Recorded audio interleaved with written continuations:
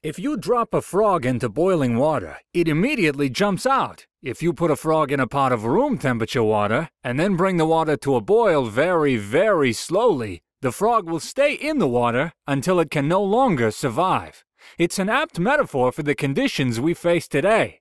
Looking at the history of toy manufacturing starting in Europe with simple wooden toys and dolls, then shifting to Japan as Europe fell into war, the resurgence of American manufacturing in response to the baby boom, then moving manufacturing to Japan to manage costs, then to lower-cost countries such as South Korea and Taiwan, finally moving in the 80s to Hong Kong and China.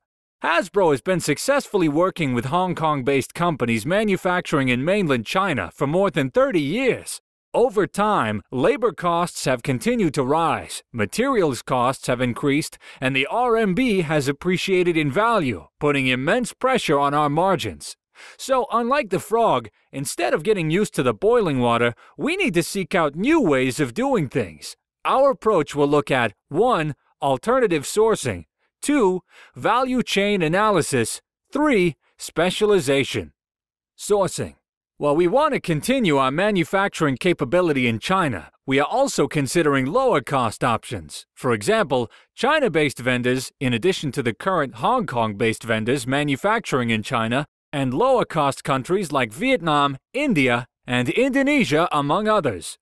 We will enhance our development and manufacturing capabilities and efficiencies using vendors with automotive OEM and electronics OEM platform experience in new geographies.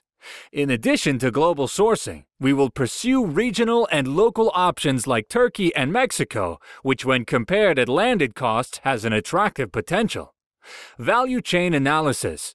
As we are moving up the value chain with more upstream development needs, we're formalizing standards and global rules of engagement, creating an extended organization and a differentiated sourcing approach based on complexity.